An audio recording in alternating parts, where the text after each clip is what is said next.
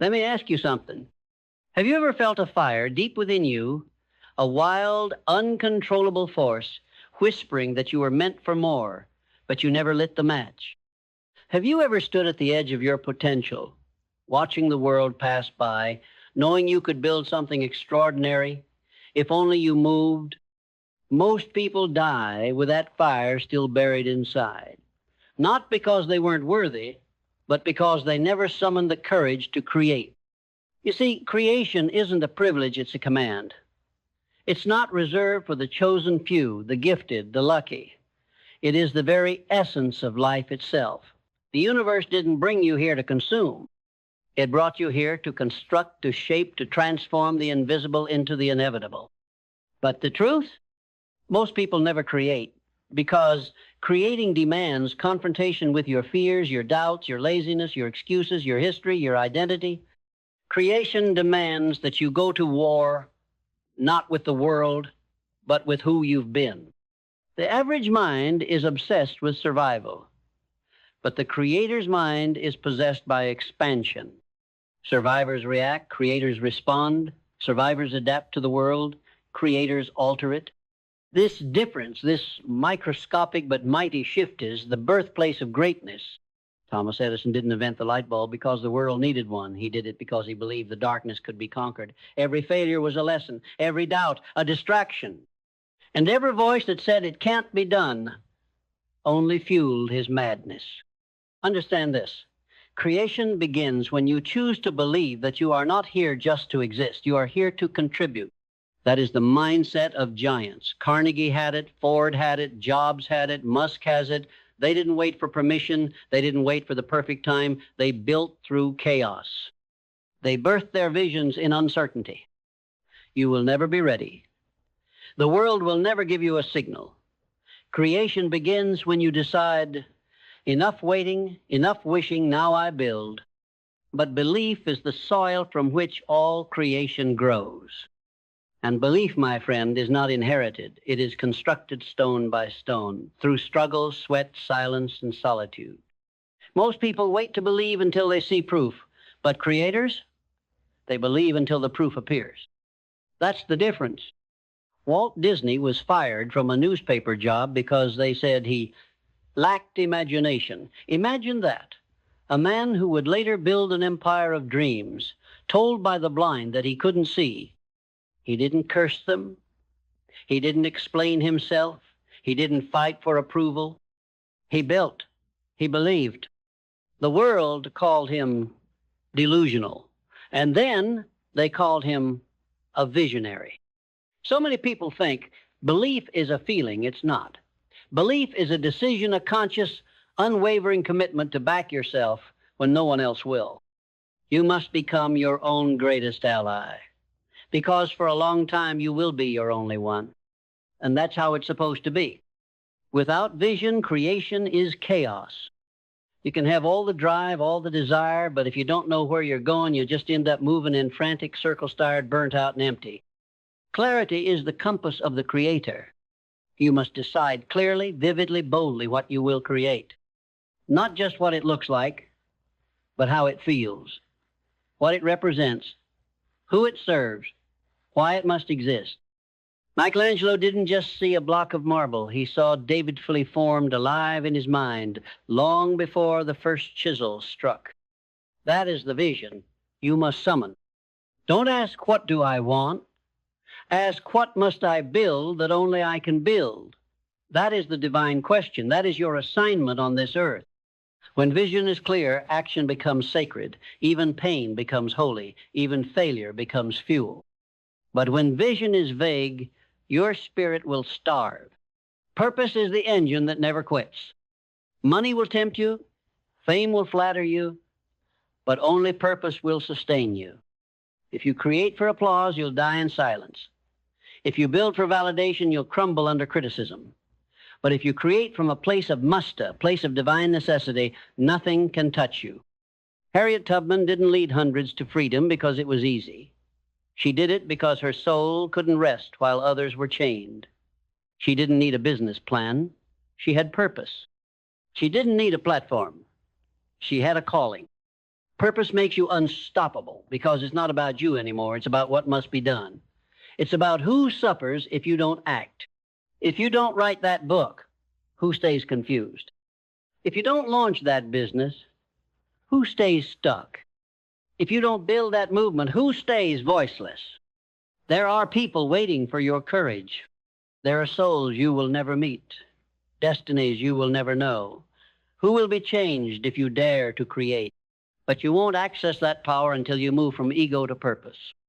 Now let's talk about the gatekeeper, discipline. The bridge between the dream and the result is paved with boring, lonely, painful, unseen effort.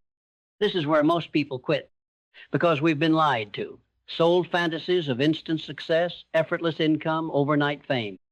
But the Creator knows success is monotonous, mastery is repetitive. Greatness is forged in silence. Kobe Bryant shot free throws at 4 a.m. while the world slept. Beethoven rewrote symphonies until his hands bled. Da Vinci sketched anatomy long after everyone else gave up. Why? Discipline. Relentless, daily, unfailing discipline. Discipline is what separates the creators from the dreamers. Everyone wants to be legendary until they realize how ordinary greatness feels in the moment. It's not glamorous, it's not flashy, it's not shareable, but it is transformational. The work you do when no one is watching will echo when everyone is listening. Show up anyway, even when it's hard, even when you don't feel like it, even when the results are invisible. Because discipline doesn't just change what you do, it changes who you are. The world doesn't reward intentions. It doesn't pay you for what you almost did. It doesn't care about what you planned to start, or dreamed about at night, or wrote on a vision board you never looked at again. It rewards one thing, action. Not perfect action. Not massive, flashy, social media-worthy action. Just action. Small, consistent, unapologetic steps forward again and again. While others debate, you move. While others hesitate, you execute. While others wait for motivation, you build a system that doesn't care how you feel. Edison didn't feel like trying 0 times to invent the light bulb. He did it anyway. Ford didn't know if the assembly line would revolutionize the world. He built it anyway. Every single titan you admire once stood exactly where you are, uncertain, unseen, and untested. But they moved. They acted while others analyzed. They struck while others strategized. They dared while others delayed. And that, my friend, is the only real separator between legacy and mediocrity, who moved and who waited. Never forget, the world bends to those in motion. Now pause, breathe, look around.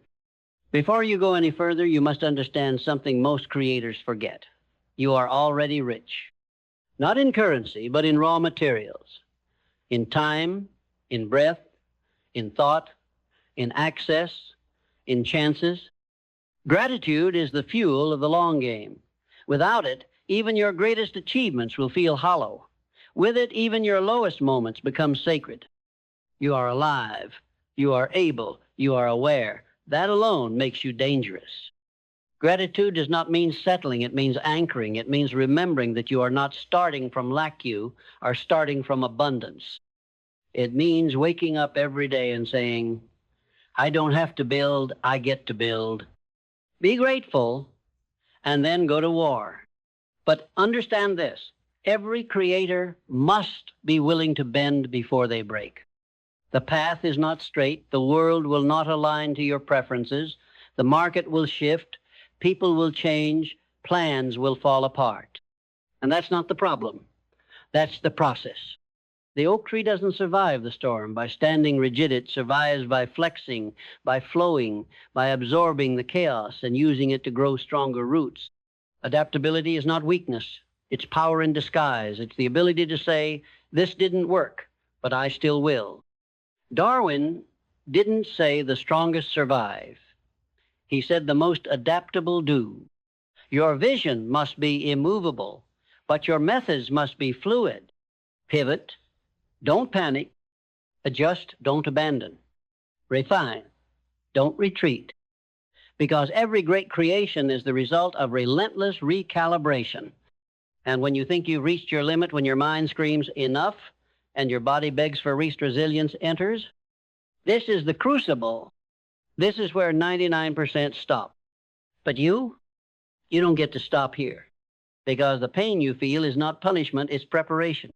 Every great creation extracts a toll, and the cost is resilience. Abraham Lincoln lost 8 elections before becoming president. He faced ridicule, loss, and internal war, but he stayed in the fire. He didn't retreat. He rose. He understood something you must etch into your bones. The comeback is always greater than the setback. So fall, bleed, cry if you must, but rise. Rise because your mission demands it. Rise because someone out there needs what you're building. Rise because your story is not finished. Resilience is not about bouncing back. It's about bouncing forward with scars that now shine like armor. Creation is not a straight line. It's messy, confusing, humbling. You will fail. You will be wrong. You will make mistakes that sting. But what separates those who finish from those who fizzle is this. Creators are obsessed with learning, not just information transformation. They seek feedback without ego, correction without shame, growth without resistance, because they understand every master was once a disaster, every genius was once ignorant. You think Elon Musk knew how to build rockets when he started? No. He read, he asked, he failed, he learned. You think Oprah knew how to own a network when she was fired from local news? No. But she learned relentlessly. That's your edge.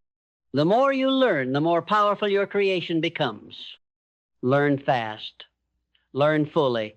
Learn from everything, especially failure.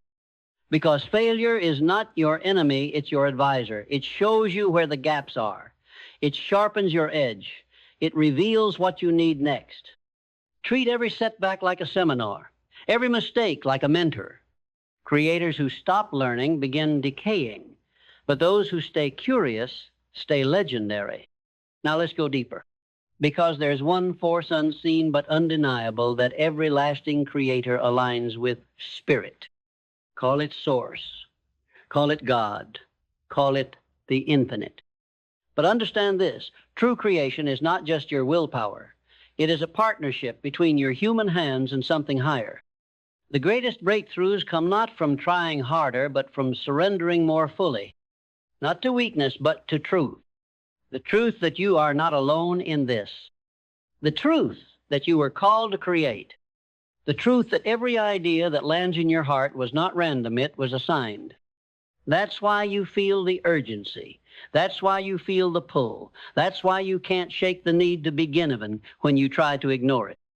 Because it's not just a dream, it's a directive. You don't need to find your purpose, you need to obey it. Listen closely to that voice inside, the whisper behind the noise, the nudge behind the fear. That's not fantasy. That's the divine blueprint trying to wake you up. And now you understand creation is not a career, it's not a hobby, it's not a side hustle. It is sacred. It is the closest a human being can get to the divine, to pull something from the invisible and make it real. To take a thought, a vision, a feeling, and shape it into a structure that moves people, changes lives, alters destinies. Whether it's a book, a film, a business, a speech, a painting, a code, a mission, it all matters. Your creation is not just for you. It's for the world that desperately needs to remember what's possible. Every time someone dares to create, it sends a signal to others still trapped in fear. You can too. Your creation becomes permission. Your discipline becomes example. Your resilience becomes legacy. And that is why you must create. Time is the most ruthless opponent of the creator. Not because it is fast, but because it is final. And most people live as if they have forever. They waste their minutes in distraction. They drown their hours in comparison. They spend their years waiting for a moment that will never feel perfect. But creation demands urgency, not panic, not hastabute, a deep, reverent awareness that your clock is ticking.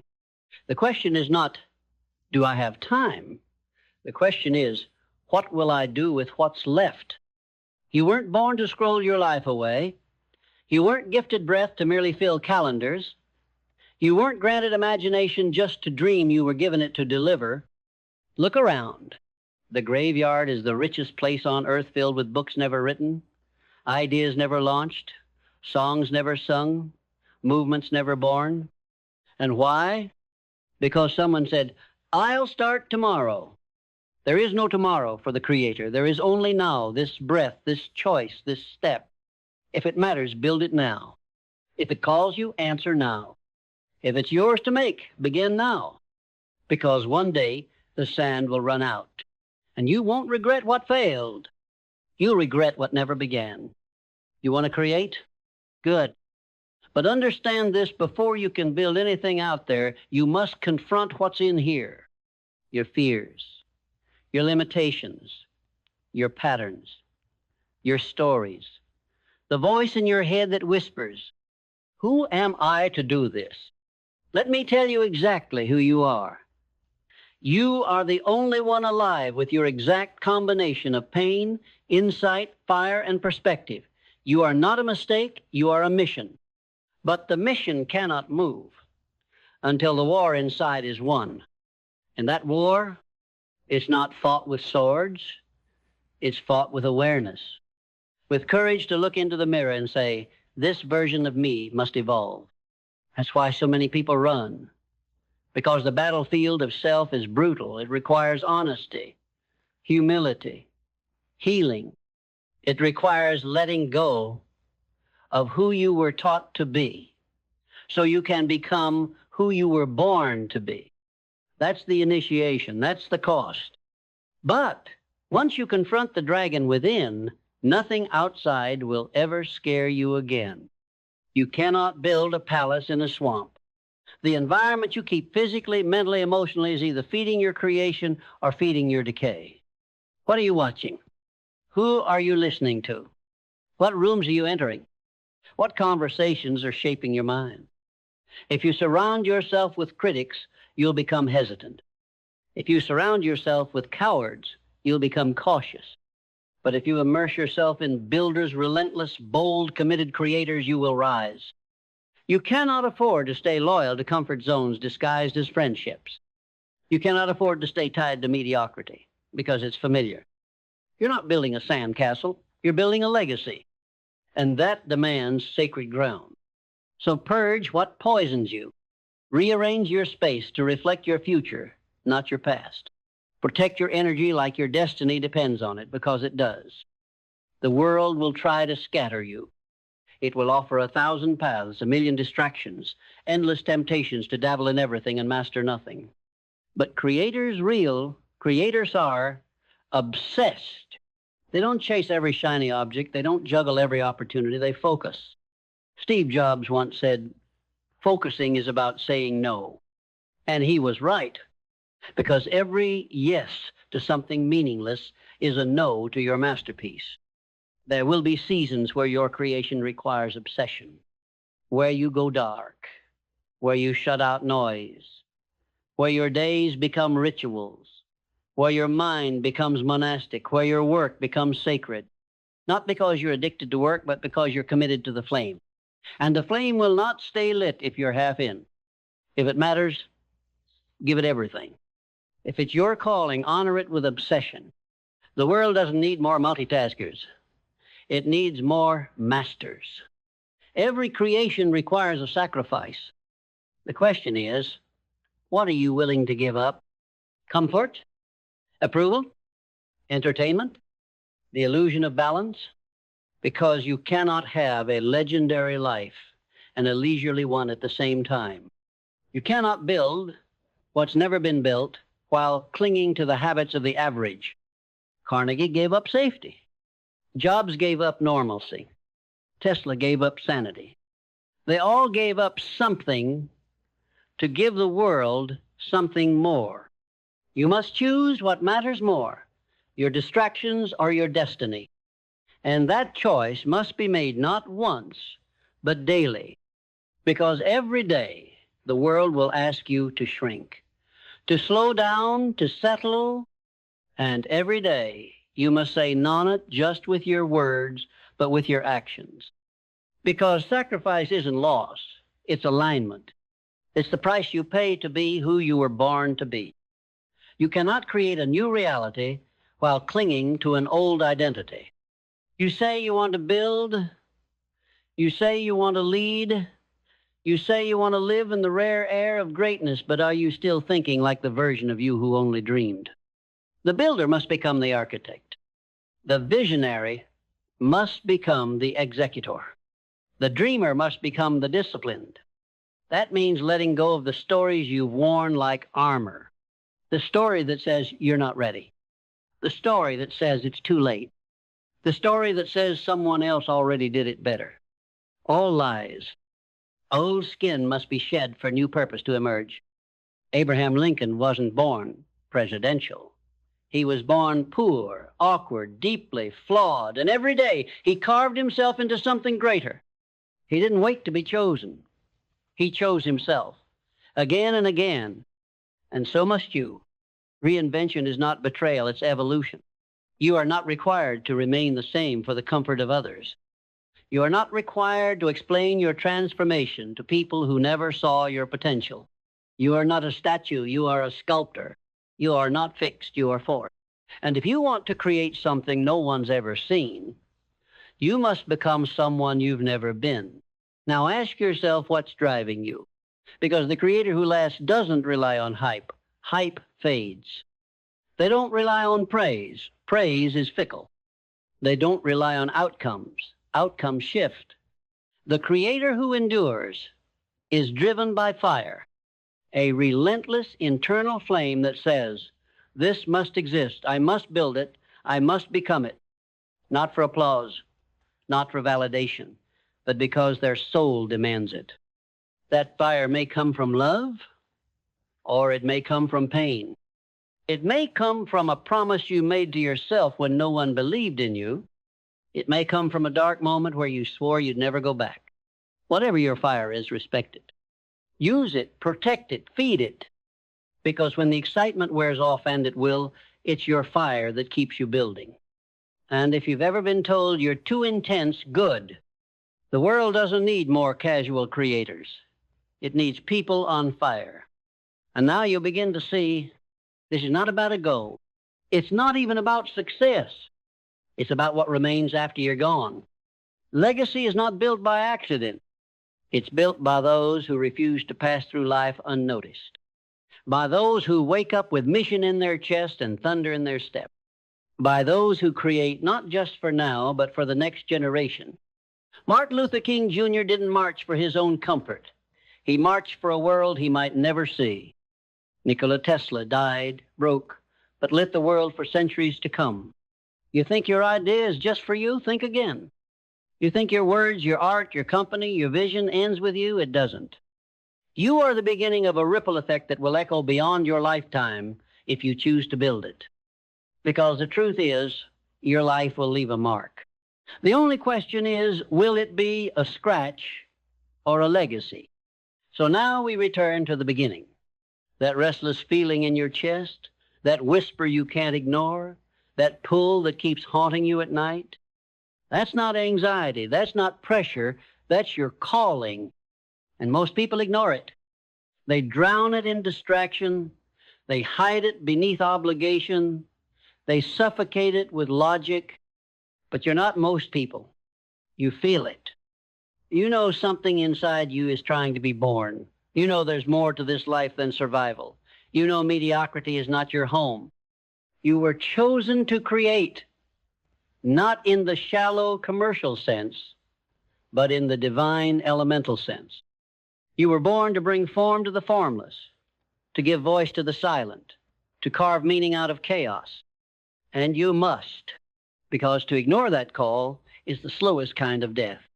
The kind where your heart beats, but your soul goes silent. The kind where you exist, but never truly live. Don't let that be your story. Let's turn the mirror now. Not on what happens if you build, but what happens if you don't. What's the cost of not creating? It's not just missed opportunity. It's the erosion of self.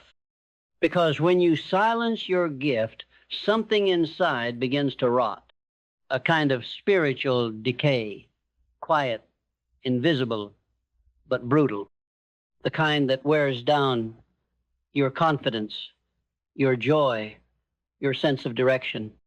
You begin to question your worth. You begin to envy others who dared to do what you didn't. You begin to live on the sidelines, justifying your fear while resenting their courage. And over time, you become a master of reasons. Too tired, too late, too busy, too risky. But deep down, you know, these are not reasons. They're regrets in disguise. And one day, if you don't act, you'll look in the mirror and realize you didn't run out of time. You didn't run out of talent. You just never gave yourself permission. So let's stop pretending that staying still is safe. It's not. The longer you wait, the heavier it becomes. The longer you delay, the further the spark fades. Creation isn't just a choice, it's a lifeline. Now listen closely, because this is where the shift begins. You are not broken. You are not behind. You are not too late. That voice inside you, the one that says, I think I was meant for more. That's not arrogance, that's alignment. You are not chasing something outside of you. You are remembering something within you, something ancient, something raw, something real. The power to create has always been yours. It's just been buried under layers of noise, doubt, trauma, distraction, and expectation. But here's the truth that will set you free. You don't need another degree. You don't need more validation. You don't need to be chosen. You just need to decide. You need to reclaim the part of you that used to imagine freely, that used to build without shame, that used to dream without limits. That part is still alive, maybe bruised, maybe quiet, but not gone. It's waiting for your command. And the moment you say, no more delay, no more fear, no more playing small, that's when everything changes. Because power isn't something you earn, it's something you remember. There is a spirit inside you that knows how to build. Not just buildings, not just brands, but realities. You were born with it. You were born with the instinct to take chaos and shape it into beauty, to take silence and shape it into sound, to take pain and shape it into power. This is not learned, it's awakened. And when that builder spirit rises within you, you stop waiting to be saved. You become the answer. You stop seeking permission. You begin building in the dark, planting seeds while the world sleeps, knowing, believing that one day the world will see what you saw all along. And if they don't, it doesn't matter. Because the builder doesn't create for approval. The builder creates because they must. You are not chasing your purpose. You are returning to it. You are not crafting your destiny. You are aligning with it. And alignment is the highest form of power. It doesn't shout. It doesn't force. It pulls. You wake up, and the vision pulls you forward. You fall, and the mission lifts you up. You get lost, and the purpose redirects your steps. This is what most people will never experience, and not because they can't, but because they never answered the call. But you were never meant for the average path. That ache in your soul, that urgency in your blood, that hunger in your bones, it's the compass calling you back to your path. And your path is not paved. It's carved with effort, with vision, with faith. Every step you take creates the road beneath you. And if it's lonely, that's a good sign, because builders go first. You were given this gift for a reason. Not everyone hears the call to create. Not everyone feels this pull, this pressure, this sacred responsibility to bring forth. But you do. That makes you accountable, not to the world's timeline, not to society's expectations, but to your own potential.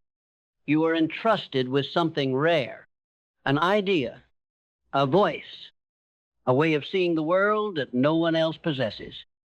And if you bury it, you're not just robbing yourself.